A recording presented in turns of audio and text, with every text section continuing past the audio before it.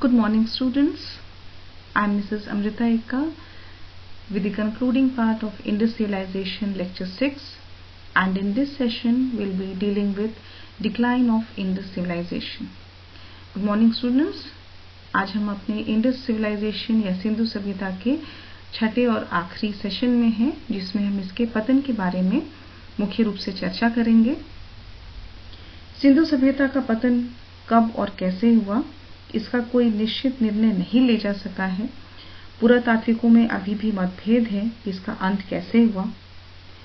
Sir John Marshall के अनुसार आर्यों के भारत में आने से लगभग 1000 वर्ष पूर्व ही सिंधु घाटी की सभ्यता का अंत हो चुका था, और ये भी विचार है पुरातात्विकों के द्वारा कि ये सभ्यता लगभग 800 ईसा पूर्व तक चलती रही, और इसके बाद ही इसके जो भी महत्वपूर्ण नगर थे वे धीरे धीरे नष्ट होने लगे, और ऐसा माना जाता है कि ये वैदिक सभ्यता में मिश्रित हो गई, और इस प्रकार इस सभ्यता का अंत हो गया।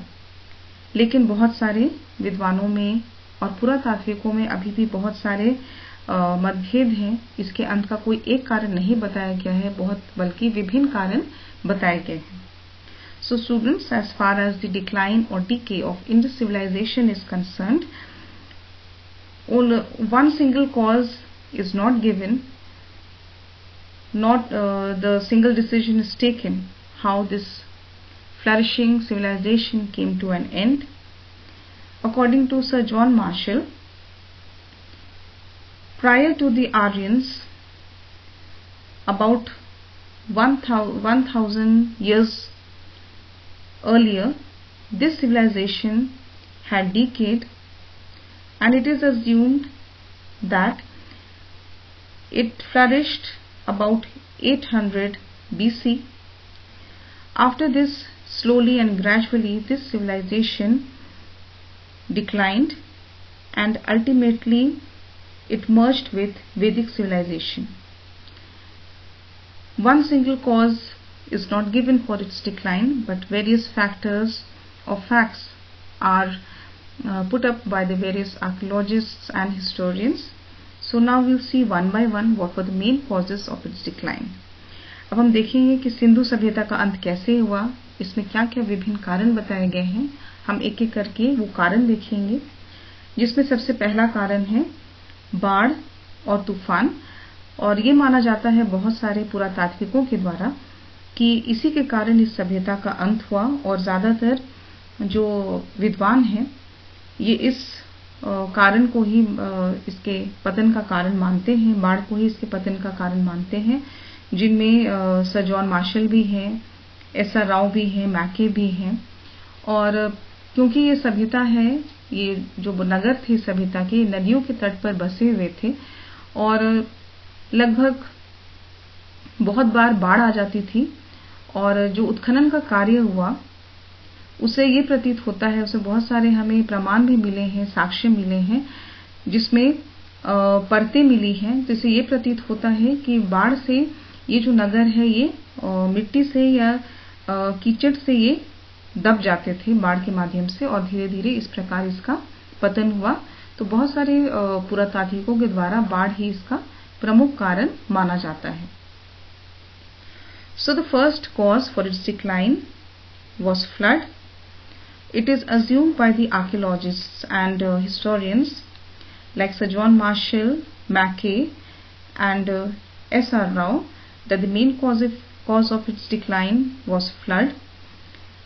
Since this civilization was settled near the rivers, so most probably floods occurred every year. And because of the floods, this civilization came to an end or declined. Many evidences have been found in Chanhudaru of floods, and after the floods, the whole town was covered with layers of mud, and so this is one of the main reasons which was the cause of its decline. दूसरा कारण इसका ये था कि सिंधु सभ्यता के बहुत सारे क्षेत्रों में वर्षा कम होने लगी, और धीरे धीरे जो पूरा प्रदेश था वो मरुस्थल बन गया। मरुस्थल बनने के कारण यहाँ पर, क्योंकि इसका मुख्य आधार यहाँ पर आजीविका का साधन या आर्थिक जीवन जो उनका था वो कृषि पर निर्भर था, खेतीबाड़ी नहीं हो सकी और पूरा मरुस्थल होने के कारण उन्हें भोजन का अभाव होने लगा। इसलिए बहुत सारे जो लोग हैं इस स्थान से दूसरे, एक यहाँ से फिर वे दूसरे स्थान की ओर चले गए और इसीलिए इस सभ्यता का पतन हो गया। Now the second reason which is assumed for its decline was famine. In some places it is assumed of Indus civilization there was lesser rainfall than in other years, and hence the whole region turned into deserts, and since agriculture was the main source of livelihood, the agriculture and the production failed, and since they didn't have ample food to survive, so they migrated to other places, and this is the second cause which is assumed as the decline of this civilization. तीसरा कारण ये बताया गया है कि यह भयानक भूकंप आने के कारण सिंधु सभ्यता का जो क्षेत्र है वो पूरा नष्ट हो गया और धरती के फटने से जो नगर है वो लुप्त हो गए और दब गए। Now the third reason for its decline is assumed as the occurrence of earthquake, due to which all the towns were destroyed, and all the towns were destroyed, and so the decline of this civilization was caused. चौथा कारण ये बताया गया है कि आर्यों के आक्रमण ने इस समृद्ध सभ्यता का विनाश कर दिया और हड़प्पा सभ्यता के लुप्त होने के बाद ही आर्य नामक एक वीर लड़ाकू जाति ने भारत पर आक्रमण कर दिया था और ये आक्रमण जो कारी हैं ये हिंदू कुश के रास्ते ये आए थे और सिंधु सभ्यता का उन्होंने विनाश कर दिया था और ऐसा भी माना गया है कि यहाँ के लोगों को उन्होंने अपना दास बना लिया था। लेकिन इस विचार की अभी तक पुष्टि नहीं की जा सकी है, लेकिन कुछ विद्वानों का ये भी मानना है कि उनके आने के पूर्व ही, जैसे मैं शुरू में बताया था कि उनके आने के पूर्व ही इस सभ्यता का पतन हो चुका था, लेकिन कुछ विद्वानों का ये मानना है कि इन्हीं के कारण इस सभ्यता का विनाश हुआ। The fourth reason for the decline of Indus civilization was the attack of Aryans. Aryans were the people who came through Hindu Kush and they entered the Harappa Sabhyata and they destroyed the whole town, and it is assumed that they exploited the people and made them the slaves. Hence, evidence has not been found, and the reason or cause for this decline is still not confirmed.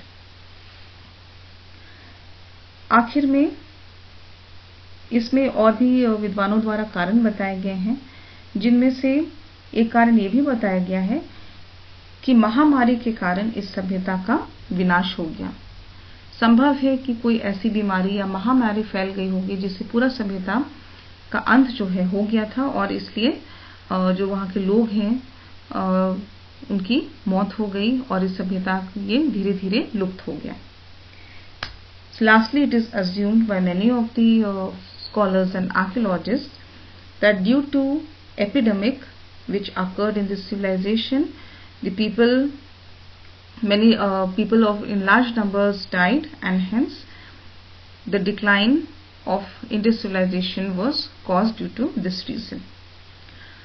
So students, हम देखते हैं कि ये विभिन्न कारण हैं इसकी सभ्यता के पतन या अंत के बारे में। एक कारण नहीं है, इनके कारणों के बारे में बहुत सारे मतभेद हैं विद्वानों में और एक कारण नहीं बताया गया है, विभिन्न कारण बताए गए हैं जिसके द्वारा इस सभ्यता का पतन हुआ। So students, not a single reason but many reasons have been presented by these scholars and archaeologists regarding the decline of this civilization, and no one cause is still confirmed for the decline of this civilization.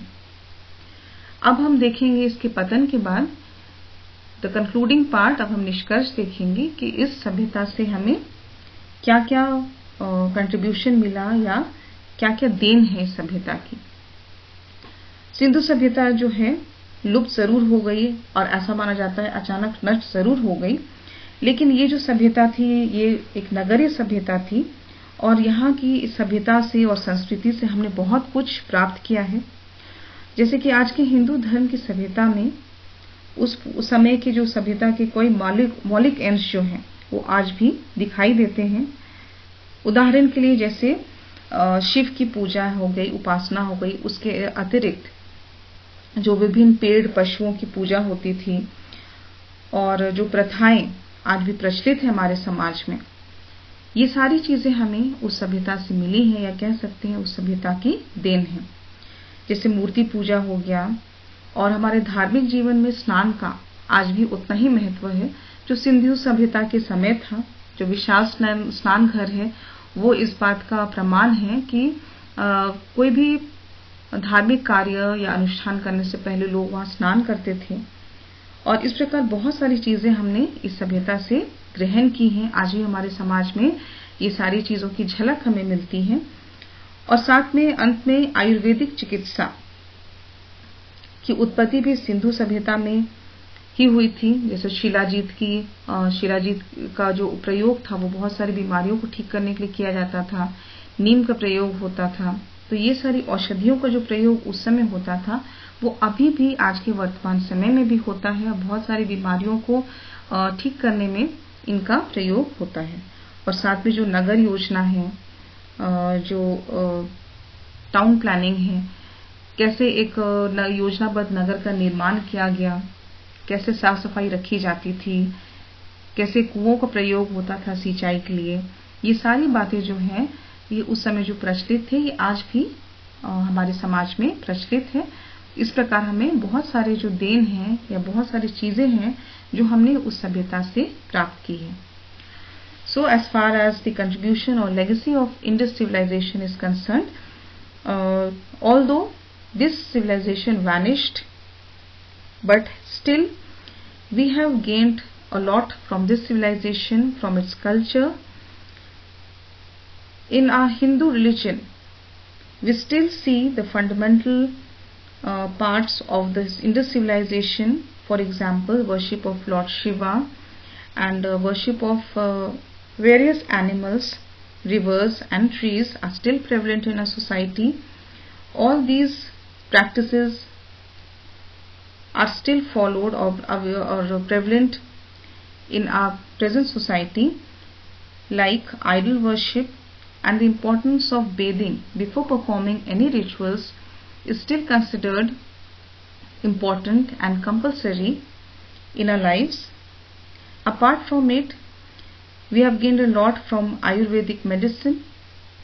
The use of Shilajit, the medical herbs, and the use of neem to cure various diseases, inflammations. All these have received from Indus civilization. The town planning of Indus civilization was very magnificent, and the health and sanitation of Indus civilization is an example for us that in those ancient times people used to maintain a hygienic life, and hence we have learned from them and we still follow the same principles in our life. So students, आज हमने इस session में देखा कि सिंधु सभ्यता का पतन कैसे हुआ और अंत में हमने देखा कि इसका हमारे जीवन में क्या देन है, इसका क्या कंट्रीब्यूशन है जो कि बहुत ही उल्लेखनीय है और बहुत ही महत्वपूर्ण है। तो सिंधु सभ्यता जो आप लोग का चैप्टर है ये आपका 6 सेशंस में कंप्लीट हो गया है। Hope you are following my lectures. आशा है कि आपने मेरे लेक्चर को समझा होगा, ध्यानपूर्वक सुना होगा and it's beneficial for you. So thank you. Next class or next session I'll be coming up with another chapter. Thank you.